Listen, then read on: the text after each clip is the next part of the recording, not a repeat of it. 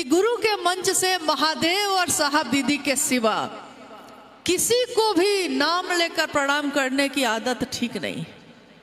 किसी को भी, हम हो चाहे कोई हो, क्योंकि ये आदत बन जाएगी हमारी। महादेव का मंच है ना, महादेव को प्रणाम, साहब दीदी को प्रणाम, और बाकी सब शिव शिष्य है ना, एक बार कह दीजिए कि सबको प्रणाम। हमको भी हो गया, आपको भी हो गया, सबको प्रणाम हो गया, बात खत्म हो गई। लेकिन ये आदत ठीक नहीं है। आइए हम लोग इस पंक्ति पे अपने मन को लेकर जाते हैं। मन ही प्रणाम करता है किसी को, किसी व्यक्ति को भी, और मन ही प्रणाम करेगा महादेव को भी। लेकिन ये प्रणाम करेगा कैसे? क्योंकि बार बार हम अपने मन को ले जाते हैं वहां, लेकिन मन भटक जाता है। माला लेकर बैठते हैं, लेकिन माला हाथ से छूट जाती है। कितने लोगों ने कहा है कि आंख बंद हो जाती है, नींद आने लगती है, शरीर भारी हो जाता है, यानी कि मन को आराम होता है। नींद कहाँ आती है? नींद वहीं आती है आदमी को जहाँ उसके शरीर को, उसके मन को आराम मिले, आश्रय मिले। कोई है मेरा देखनहारा, कोई है मुझको देखने वाला। साहब की इस पंक्ति का मन जब सांसों के साथ नहीं चलकर, क्योंकि एक तरीका है माला पे जप करने का। 108 की माला पे हम लोग नमः शिवाय से प्रणाम करते हैं मंत्रानुक्रम से। मंत्रानुक्रम का अर्थ होता है मंत्र अनुक्रम से, यानी एक के बाद एक, एक के बाद एक। जैसे माला हमने ली तो हम प्रणाम कर रहे हैं महादेव को, तो महादेव पे हमारा ध्यान, जो ध्यान आता है, कोई जरूरी नहीं है कि आपके ध्यान में क्या आता है। हो सकता है कोई तस्वीर ध्यान में आती हो सकता है शिवलिंग का ध्यान आता हो सकता है प्रकाश का पुंज ध्यान में आता हो सकता है कुछ भी नहीं नजर आता हो, शून्य नजर आता है, लेकिन महादेव का ध्यान है वो। तो चाहे वो जो भी चीज आपको ध्यान में आए, उस पे हमारा मन टिके और हमारे मन में ये भाव हो कि हम महादेव को प्रणाम कर रहे हैं। महादेव को प्रणाम करना यानी नमः शिवाय मंत्र का जब सहारा लेते हैं हम लोग, तो एक दाना आगे बढ़ाए हैं मन में, महादेव को प्रणाम करने का भाव लेकर नमः शिवाय यानी शिव को प्रणाम। एक दाना आगे बढ़ा, फिर दूसरा दाना। अब इस दाने को बढ़ाने में सांसों का कुछ लेना देना नहीं है। मतलब ये नहीं होगा, एक साथ दो नाव में पांव नहीं रखे जाते हैं। यानी सांस पे नमः शिवाय करने का और माला पे नमः शिवाय से प्रणाम करने का, दोनों का तरीका दो है, दोनों का लक्ष्य दो है, दोनों के परिणाम भी दो है, एक परिणाम नहीं है। क्या है ये परिणाम? लौकिक कष्ट कम हो सके मेरे, इसके लिए 24 घंटे में एक बार, जब भी आपको मन करे, जब भी आपको सुविधा हो, माला पे, रुद्राक्ष की माला पे नमः शिवाय से प्रणाम करते हैं हम लोग। चूंकि वो 108 से गिना हुआ है, तो अलग से उसकी गिनती तो करनी नहीं है। गिना हुआ चीज को हम क्या गिनेंगे? जो नहीं गिना हुआ है उसको ना गिनेंगे। 108 तो गिना हुआ है, शुरू किए हैं और प्रणाम करते करते उसका अंत हो गया, 108 तो हो ही गया। मंत्र के अनुक्रम से, सांसों से इसका कुछ लेना देना नहीं है। सांस अपने सामान्य गति पे चलता रहता है। अब हम आते हैं अजपा जप पे, यानी सांसों पे। क्योंकि शिव के शिष्य साहब हरिंद्रानंद जी को साविधि सांसों पे ही नमः और शिवाय मिला था। नमः सांसों पे चढ़ा था और शिवाय उतर गया था। यानी जो उनको मिला वही उन्होंने बाकी जगत के लोगों को भी दिया। शिव की शिष्यता मिली, शिव की शिष्यता दी। तरीका मिला दया का, चर्चा का और नमन का, तो उस तरीके को भी लोगों में बांट दिया। तो उनके जीवन में यही घटित हुआ था कि हवा के झोंके के साथ सांसों पे नमः चढ़ा था और शिवाय उतर गया। साविधि, विधि के साथ, यानी शिव शिष्यों के लिए शिष्यानुभूति ये कहती है कि शिव शिष्यों के लिए सर्वोत्तम विधि है अजपा जप, विधि से शिव को प्रणाम करना। सांसों की माला पे, सांसों की माला की गिनती नहीं हो सकती। आप कितनी गिनती करेंगे? जन्म से लेकर जो सांस शुरू होती है, इस शरीर की मौत जिस दिन होगी उसी दिन ना सांस खत्म होगी। यानी वहां से शुरू होकर वहां तक चलती ही रहती है।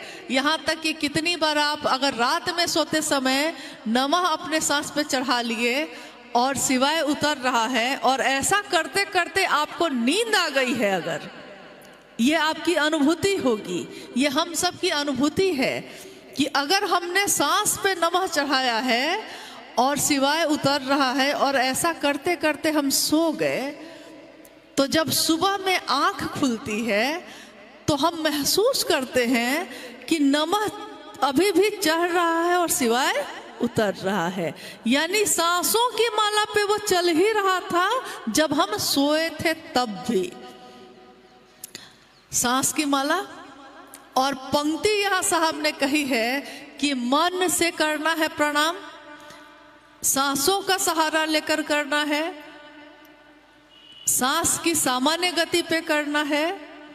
लेकिन इसके बाद उन्होंने ये बात कही कि मन जब अब सांस के साथ भी नहीं चल रहा है, सांस लेते हैं सांस छोड़ते हैं, इसके साथ भी अब नहीं चल रहा है और मन ठहर गया है। कहाँ?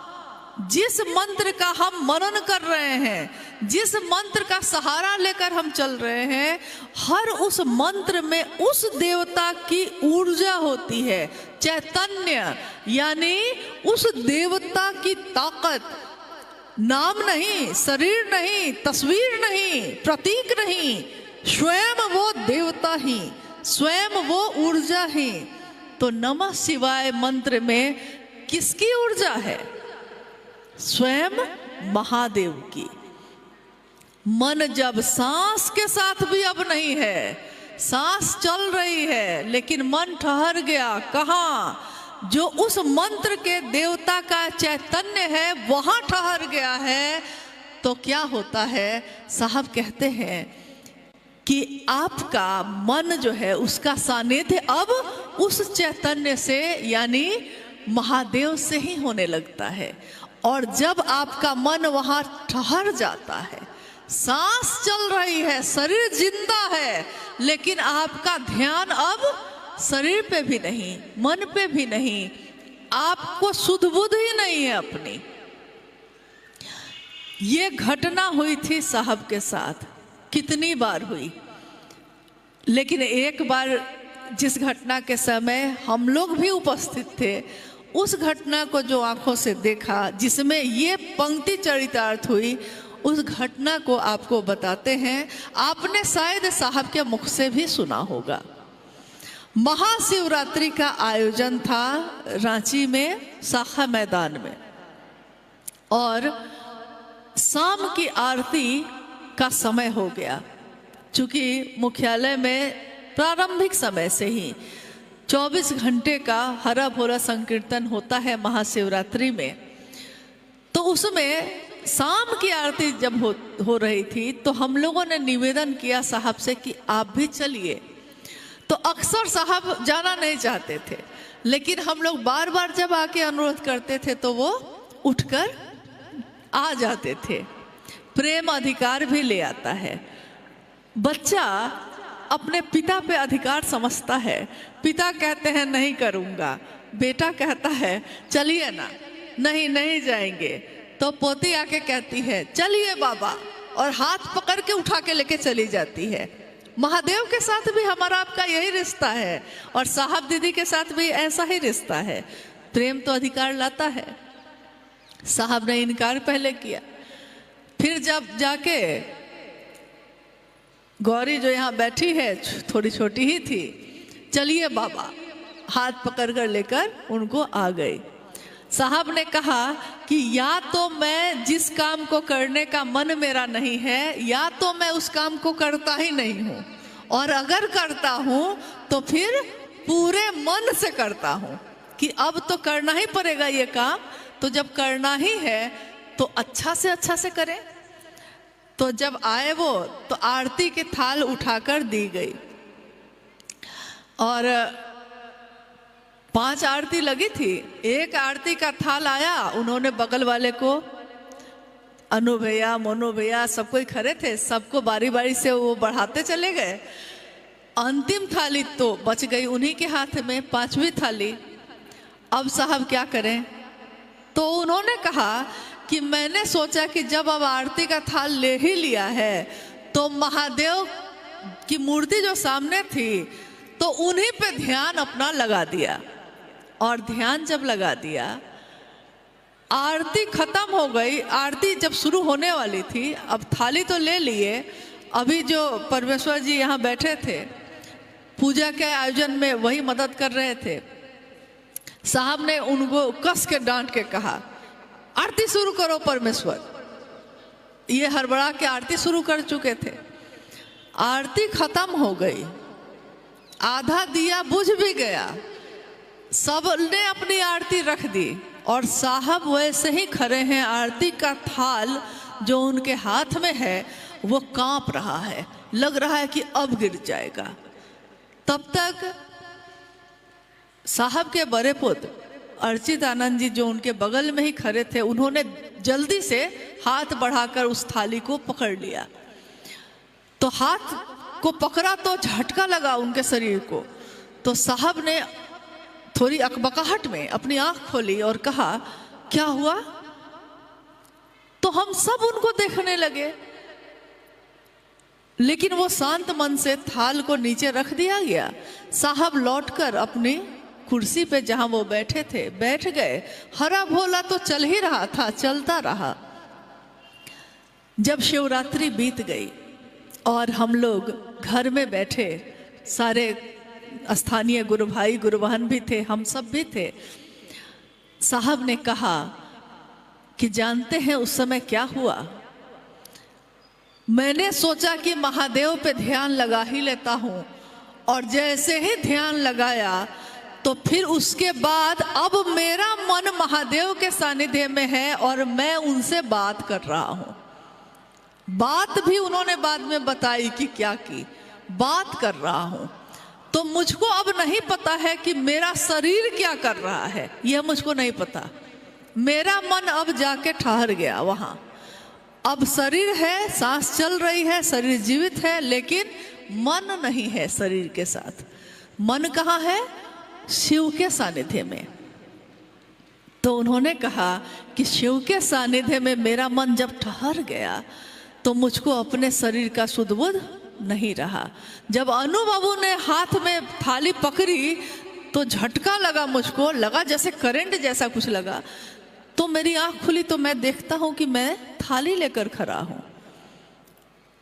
और उन्होंने अपनी इस अनुभूति को शब्दों में व्यक्त किया कि मन जब सांसों के साथ नहीं चलकर मंत्र के चैतन्य में ठहर जाता है तो मंत्र के देवता से आपका सानिध्य होने लगता है। यानी अब आप मिल गए, जिसको लोग कहते हैं शिव में विलीन हो जाना, शिव में ही मिल जाना। यानी ये बात, ये पंक्ति जो उन्होंने कही, इसकी व्याख्या है ये। ऐसा नहीं है कि मन को इस तरह ले जाने की विधा आपको नहीं मालूम, आपको हमको भी मालूम है। हमारे आपके जीवन में भी ऐसी घटनाएं हुई हैं, शायद अभी आपको याद नहीं है, लेकिन मैं अभी जब कहूँ तो आपको याद हो जाए, क्योंकि हम लोगों के साथ ऐसा हुआ है, आपके साथ भी हुआ होगा जरूर। ये अलग बात है कि शिव के लिए नहीं हुआ होगा।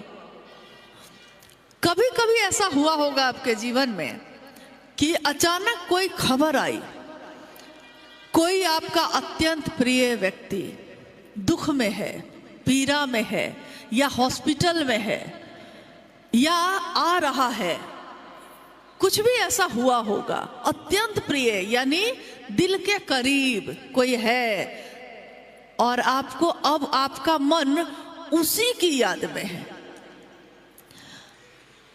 चूल्हा जलाया है आपने, चूल्हा आपका शरीर जला रहा है, वह चूल्हा को जलाए, तावा चढ़ाए हैं, रोटी बेल रहे हैं और रोटी रखनी है तावा पे और रख दिया है आपने हाथ, याद ही नहीं। हाथ जला है तो आप हाथ को पीछे खींच के कहते हैं अरे ये क्या हुआ, नहीं। बैठे हैं दुकान पे, आ रहे हैं लोग, जा रहे हैं लोग, ध्यान मेरा उस आदमी पे है, कुछ ना कुछ ऐसा हो गया है। हो सकता है किसी ने बहुत गहरी बात कह दी है, मन में चोट लग गई है, अब दिन रात मन में वही व्यथा चल रही है, वही पीड़ा चल रही है, तो अब दिन रात ध्यान में वही व्यक्ति है, प्रेम में भी है और पीड़ा में भी है, अब वही उसी की बात याद आ रही है। घर में सब हंस रहे हैं, बोल रहे हैं, लेकिन आपकी आंखों से आंसू ही गिर रहे हैं, क्योंकि आपके मन से वो पीड़ा जा ही नहीं रही है, वो व्यथा नहीं जा रही है, ध्यान उसी पे है। बेटा कह रहा है माँ रोटी दो ना, उधर से दो ना, और आप पानी बढ़ा देते हैं। वो कहता माँ क्या कर रही हो, रोटी मांग रहे हैं, तो आप अकबका के कहते हैं अच्छा रोटी, हाँ हाँ दे रहे। पिताजी चलिए ना, चलना है वहाँ, और पिताजी स्कूटर बढ़ा के चले गए हैं और आगे बेटा चिल्लाता है पीछे से पिताजी स्कूल यहीं पे था, लेकिन उसको नहीं मालूम कि उसके पिता का मन अभी कहाँ जाके ठहर गया है, उसको नहीं पता। हमारे आपके जीवन में इस तरह की घटनाएं हुई होंगी जरूर, कभी न कभी, जब आपका मन भी आपके शरीर से हट के कहीं तो किसी के ध्यान में टिक गया होगा। अब मेरी जिज्ञासा है कि क्या आप में से किसी के साथ ऐसा कभी हुआ है? हुआ है आप लोग के साथ ऐसा? हुआ है? हाथ मेरा भी उठना चाहिए क्योंकि मेरे साथ भी ऐसा हुआ है बहुत बार। मन जब, अब देखिए नमन करने की प्रक्रिया ऐसी ही है। महादेव का सानिध्य जब मिल जाएगा तो जिस व्यक्ति का मन महादेव के सानिध्य में है वो तो अपने शरीर का शुद्ध बुद्ध भी खो बैठता है, तो दूसरों का शुद्ध बुद्ध लेने की का समय कब आ गया आपको? नहीं, लेकिन आपको समय है, बहुत समय है। आज महादेव की दया से इस जगत में हम और आप और हमारे जैसे करोड़ों लोग महादेव को अपना गुरु बना के चल रहे हैं। ये आनंद, ये आह्लाद, ये शिव गुरु की शिष्यता जो हमारे जीवन में आई है, हमारे दिल में आई है, ये पहले तो नहीं थी, हमारे पास नहीं थी।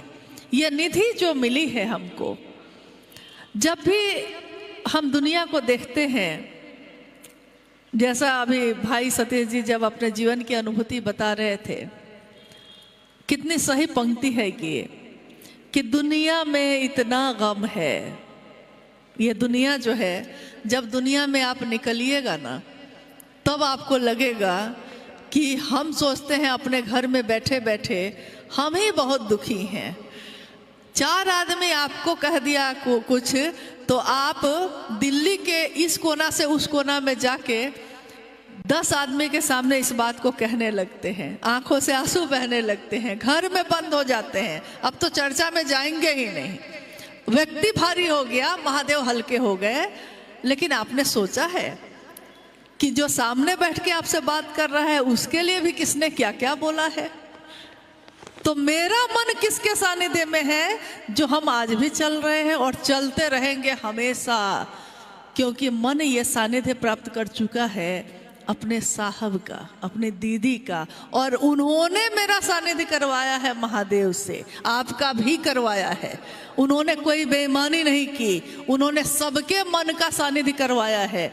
महादेव को भूलकर व्यक्ति की बात करने लगे, महादेव की बात करना भूलकर दूसरों की बात करने लगे। इतना समय है हम लोग के पास इस जीवन में। अभी पिछले 2 दिनों के अंदर में साहब के शिवलीन होने के बाद 2005 में जब प्रारंभिक अवस्था में माँ नीलमानंद जी शिवलीन हुई दिल्ली के इसी एम्स में, और ये खबर जब गई,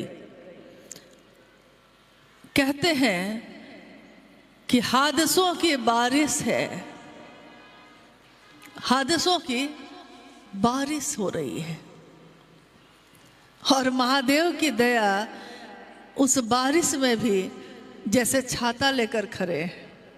हादसों की ही बारिश हो रही है। लगातार शरीर में साथ ले रहे हैं, शरीर छूट रहा है।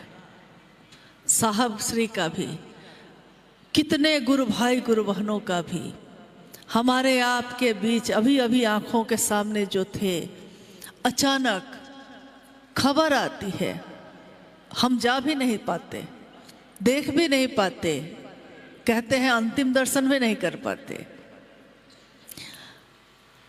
और फिर भी ये देखते हैं कि दुनिया में इतना गम है, मेरा गम कितना कम है।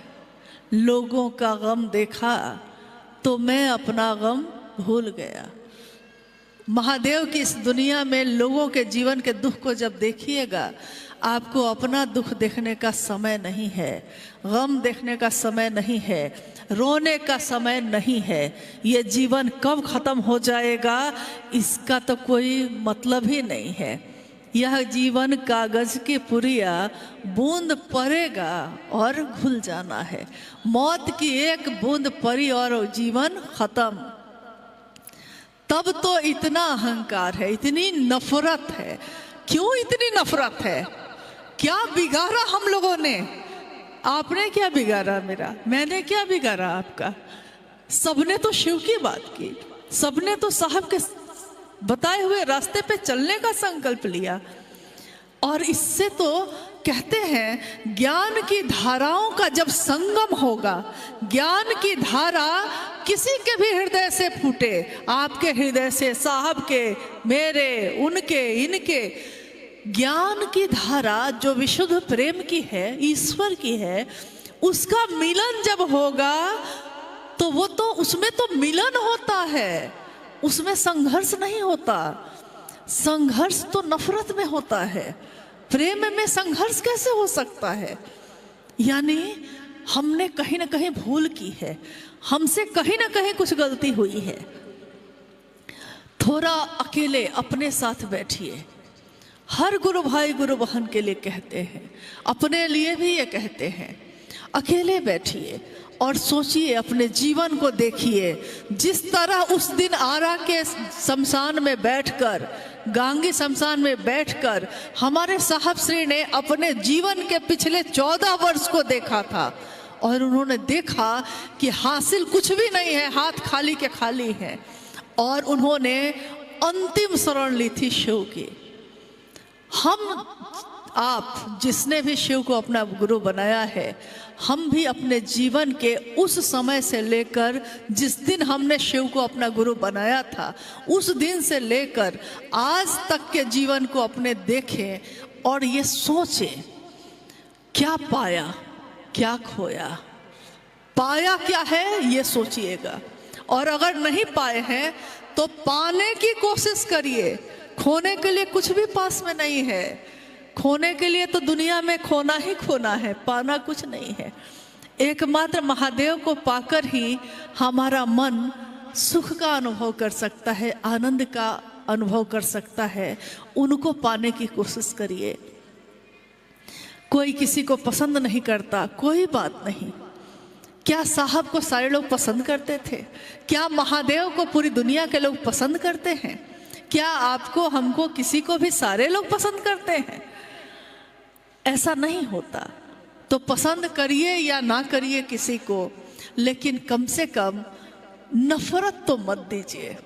क्योंकि अगर आपने नफरत दी तो जो जिसको दे रहे हैं उसका तो कुछ नहीं बिगड़ेगा, लेकिन आपका मन ही घायल होगा, क्योंकि नफरत पहले आपके मन में ही पैदा होती है। वो दूसरा आपकी बात नहीं सुन रहा है, आप उसके बारे में बैठ के बात कर रहे हैं, लेकिन वो आपकी बात नहीं सुन रहा। आपके मन में ही वो नफरत पैदा होती है, आपके मुख से ही वो नफरत निकलती है, और आपके कान ही उस नफरत को सुनते हैं। साहब ने ये नहीं कहा, साहब ने कहा किसी भी स्थिति परिस्थिति में रहना, लेकिन बात महादेव की करना, बात महादेव की सुनना, और महादेव को ही अपने मन में रखना। उसमें नफरत के लिए कोई जगह नहीं। आज या कल, चाहे जब हो, चलना तो सबको एक साथ ही पड़ेगा। जितनी जल्दी हम लोग इस बात को समझ लें उतना अच्छा है। और किसी के मन में अगर ये लगता है कि हाँ उसको तकलीफ हुई है किसी से, तो हम तो क्षमा ही मांग सकते हैं। हम आप एक दूसरे से क्षमा मांग सकते हैं, क्योंकि हमारी भूल छोटी सी है, आपकी भूल छोटी सी है। लेकिन अगर महादेव के काम में कोई बड़ी भूल हो गई तो क्षमा जिसे कर सके न तुम भी, वो महादेव भी जिसको क्षमा न कर सके, ऐसी भूल ना हो जाए। आइए, जो महादेव की दया से अभिव्यक्ति की जो धारा है, उस धारा में, महादेव की धारा में ही हम चले। अनुरोध करते हैं मन संचालक जी से कि अगर कोई जिज्ञासा है तो वो रखें। अच्छा, गौरी जी हैं आज। ठीक। गुरु अपने शिष्य के सर्वोत्तम पक्ष को उजागर करते हैं, कैसे? हमें कृपया समझाएं। गुरु अपने शिष्य के सर्वोत्तम पक्ष को उजागर करते हैं। शिष्यानुभूति की ये पंक्ति जितनी बार पढ़िए, पूरी किताब जितनी बार पढ़िए, लगता है उतनी बार कुछ नया समझ में आ रहा है, कुछ नई बात। जैसे प्याज का छिलका एक छिलिए नीचे और है, और छिलिए और है। यानी अध्यात्म के गूढ़ रहस्य को साहब श्री ने कितने सरल शब्दों में समझाया है। उन्होंने कहा है कि व्यक्ति के सर्वोत्तम पक्ष को गुरु शिव उजागर करते हैं। और जीव का सबसे सुंदर पक्ष क्या होता है, एक विद्यार्थी का सबसे सुंदर पक्ष क्या है, ये उसका गुरु बता पाता है। जैसे हम अपने बच्चे को भेजते हैं पढ़ने के लिए, बच्चा जब पढ़ता है तो सारे विषय उसको पढ़ने पड़ते हैं। जो मास्टर उसको पढ़ाने आते हैं, कुछ दिन के बाद वो आपको कहते हैं कि आपका बच्चा गणित में बहुत अच्छा है। क्या कहते होंगे कि आपका बच्चा गणित में बहुत अच्छा है, उसको विज्ञान पढ़ाइए, साइंस पढ़ाइए। कोई कहता है कि आपका बच्चा चित्र बहुत अच्छा बनाता है, उसको चित्रकारी में ही पढ़ाई करवा दीजिए। यानी शैक्षणिक गुरु भी अपने शिष्य के सर्वोत्तम पक्ष को जानते हैं कि इस व्यक्ति का सबसे सुंदर ज्ञान इसके अंदर क्या चीज का है, तो वो उसी का परिमार्जन कर देते हैं। यानी परिमार्जन मतलब वो चीज है उसके पास, उसी को और हवा दे देते हैं। जैसे आग है, एक हवा दी जाती है बुझाने के लिए, और हवा ही है, हवा ही दी जाती है आग को बढ़ाने के लिए।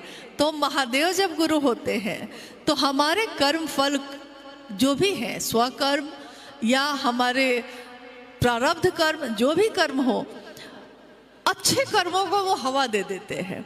और होता क्या है कि शैक्षणिक गुरु जिस तरह अपने शिष्य के सर्वोत्तम पक्ष को उजागर करते हैं, जगत गुरु शिव भी अपने शिष्यों के सर्वोत्तम पक्ष को उजागर करते हैं।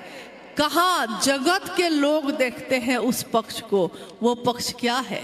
हमारे आपके अंदर प्रेम है, घृणा है, करुणा है, वैमनस्य है, सारी चीजें हैं।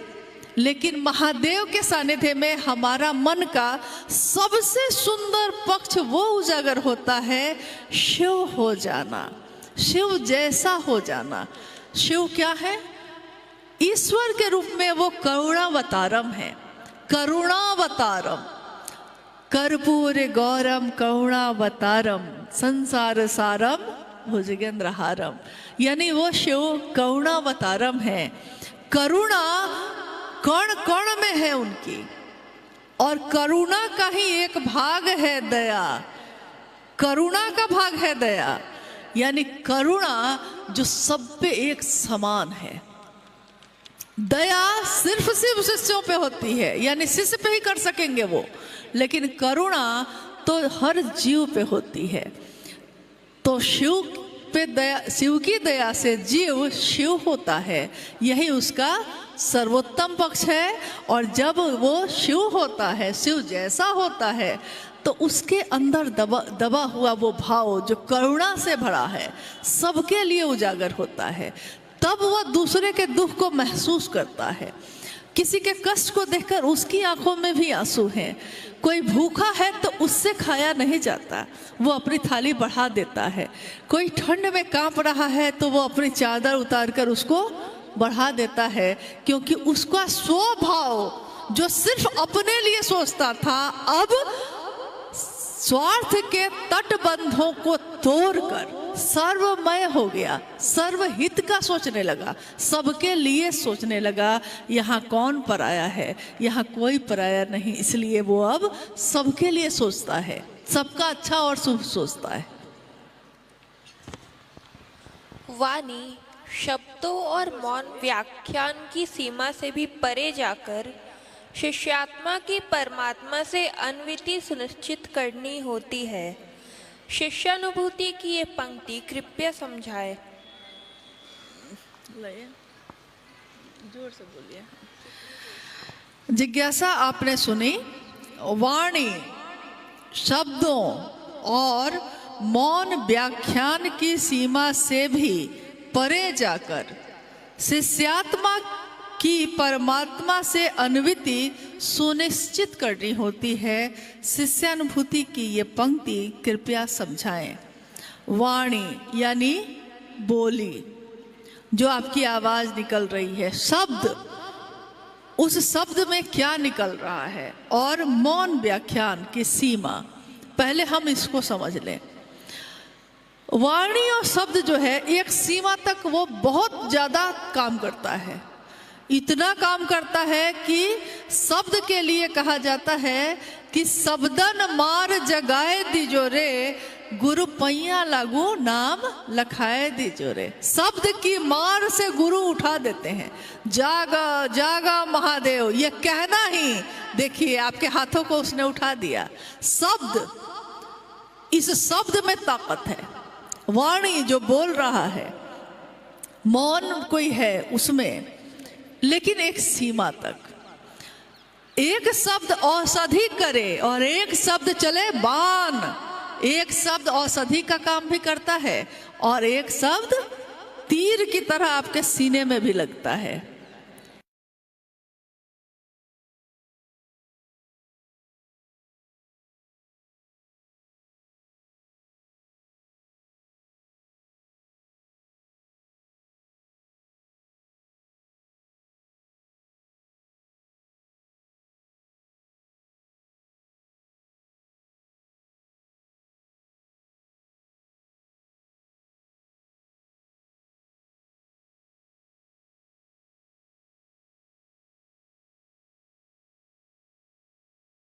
अल्लाह का सातिर है, शब्द है ये, लेकिन उसके इस शब्द को सुन के आपको चोट लगती है और आपकी आंखों से आंसू बहने लगते हैं।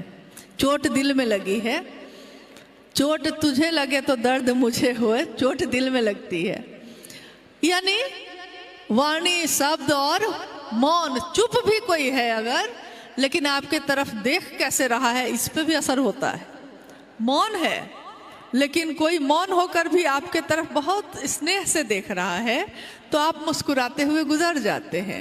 और कोई आपकी तिरछी नजर से देख रहा है, यानी गुस्से में, घृणा में, तो आप व्यथित हो जाते हैं, घायल हो जाते हैं। महादेव जब गुरु होते हैं तो क्या होता है?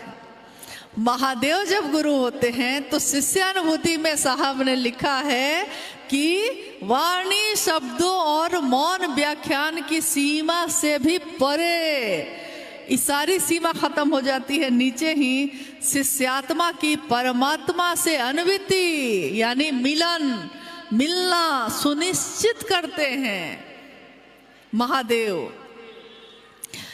एक बात मैंने एक जगह पढ़ी थी, उस मतलब यहाँ के स्थान पे वो उदाहरण बड़ा सटीक है कि एक बच्चा, अभी हम लोग जयपुर के रास्ते में बात भी कर रहे थे ये कि देखिए कितनी सुंदर बात लिखी है, कौन बात आपके मन में क्या समझा दे। लिखा था एक बच्चा समंदर के किनारे खेल रहा है और समंदर के किनारे खेलते खेलते बालू से उसने अपना घर बनाया, उसमें चीजें सजाई। समंदर की लहर आई और उसके घर को, जो घर उसने बनाया था, घर को बहाकर ले गई। तो उस बच्चे ने उसके किनारे में लिखा, बालू पे उंगली से लिखा कि समंदर चोर है, उसने मेरे घर को चुरा लिया। एक व्यक्ति आया उधर से, समंदर के किनारे चलते चलते उसने देखा कि रत्न पड़ा हुआ है, चमक रहा है, कुछ चमक रहा है, तो ये क्या है? उठाता है तो देखता है कि रत्न है। उसने बालू पे लिखा कि समंदर दानी है, बहुत करुणा है इसके अंदर, इसने दान किया, मुझको रत्न दे दिया। यानी जो जैसा आया उसने जैसा वहां महसूस किया वहां लिख दिया। अब अगर समंदर गहरा है, अथाह है, था नहीं है उसका, अथाह है, समंदर अपनी लहरों को अगर ये सोच के रोक ले कि अरे उसने मुझको चोर कह दिया, अपने लहर को बढ़ा ले ये सोच के कि अरे उसने मुझको दानी कहा, लेकिन समंदर ऐसा कुछ नहीं करता। समंदर की लहरें आती हैं और जिसने उसको चोर कहा, जिसने उसको दानी कहा, जिसने उसको अच्छा कहा, जिसने उसको बुरा कहा, सबको एक साथ बहाकर फिर से अपने साथ लेकर चली जाती है। समंदर अपने बहने को नहीं रोकता, वो अनवरत उसी तरह से बहता चला जाता है। महादेव की बात करने वाले को इससे कोई फर्क नहीं पड़ता दुनिया उसको क्या कहती है, उसको फर्क इससे पड़ता है कि मेरे महादेव मुझको क्या कहते हैं, मेरे साहब दीदी मुझको क्या कहते हैं, क्या उनकी नज़र में मैंने सही काम किया है। और आपका मन ये बता देता है। किसी को तकलीफ देकर आप खुश नहीं रह सकते, लेकिन किसी को खुशी दे देकर आप खुशी से रह सकते हैं। कोई रास्ते पे खड़ा है, उस पार जाना चाहता है, आप गए हैं और आपने कहा बाबा आइए आपको पार करा देते हैं, पार करा दिया आपने। अब बताइए पूरे दिन आपका मन खुश है या दुखी है? आपने बस इतना ही किया है, किसी की इतनी सी मदद की है, मदद यानी दूसरे को कुछ सुख पहुंचाया है, किसी भूखे को खिला दिया है, कुछ सुख पहुंचाया है। आपकी बोली से भी बहुत लोग सुख पहुंचाते हैं, बोली से मोहिनी होती है किसी किसी की बोली में, वो बोली से ही आपको खुश कर लेगा। आपको किसी ने सुख पहुंचाया है, आपने किसी को सुख पहुंचाया है, तो आपका मन पूरे दिन आनंदित है, जबकि दोबारा उस आदमी से आप मिलेंगे नहीं। लेकिन क्योंकि आपने दूसरों के हित के लिए कुछ किया है, दूसरे के सुख के लिए कुछ किया है, तो सुख उसको देने चले थे ना। आपका मन दुगुना सुख कैसे महसूस कर रहा है। और किसी को बगल में गए हैं आप, 10 बात आपने चिल्ला के कही है, 2-4 गाली भी दे दी है, वो तो रो ही रहा है क्योंकि आप तो गाली दे के आ गए, वो रो रहा है।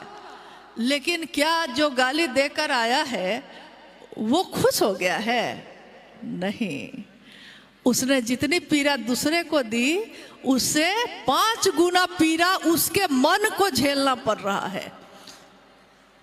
और साहब ने कितनी सुंदर बात कही, उन्होंने कहा कि दूसरों को शिव से बनाओगे तो खुद बनोगे, दूसरों को शिव के लिए प्रेरित करोगे तो खुद शिव के पास पहुंचोगे। देखिए यही विज्ञान वहां भी काम कर रहा है कि दूसरे को पहुंचाइए ताकि खुद पहुंच सकिए, दूसरों को शिव की बात याद दिलाइए ताकि आपके मन को भी शिव याद आए।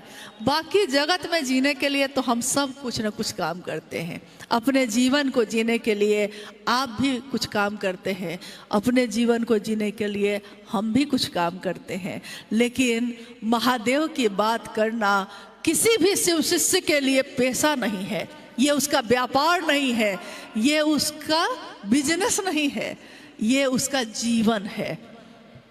जीवन को चलाने के लिए व्यापार करता है, लेकिन जीवन को जीने के लिए महादेव से प्यार करता है और कुछ नहीं करता वो।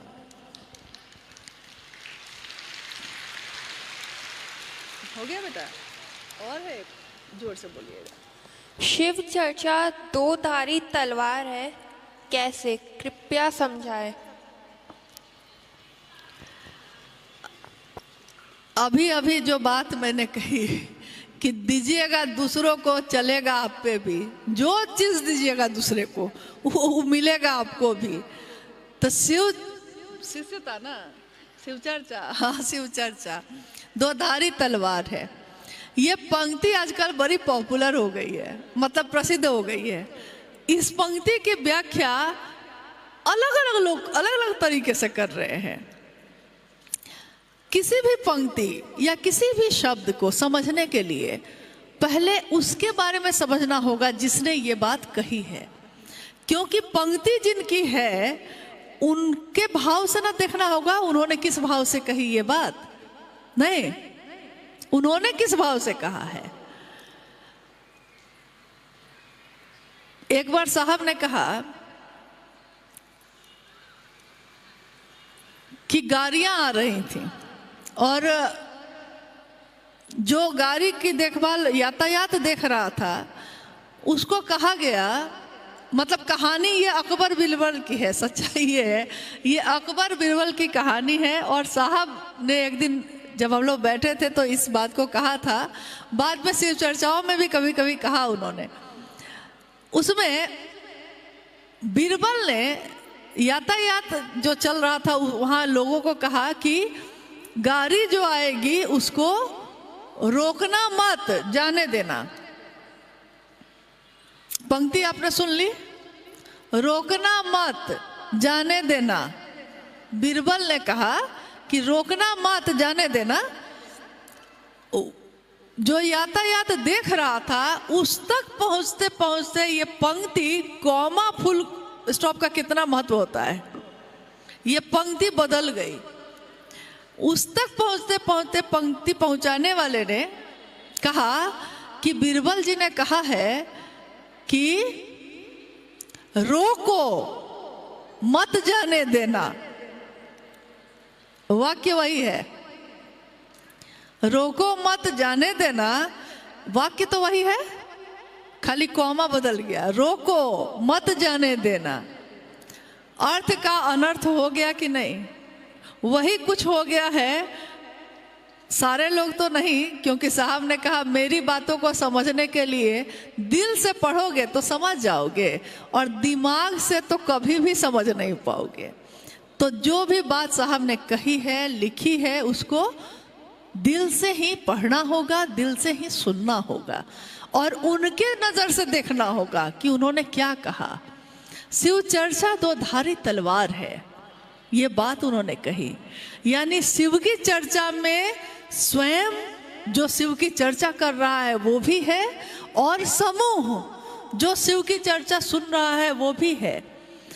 शिव की चर्चा शिव के शिष्य सिर्फ इसलिए करते हैं ताकि स्वयं का मन भी और समूह का मन भी, दोनों का मन शिव भाव से आप्लावित हो जाए, शिव भाव से भर जाए। मेरा मन अगर नहीं भरा तो आपका कैसे भरेगा? आपका मन नहीं भरा यानी मैंने दिमाग से शिव चर्चा की है, दिल से नहीं की है।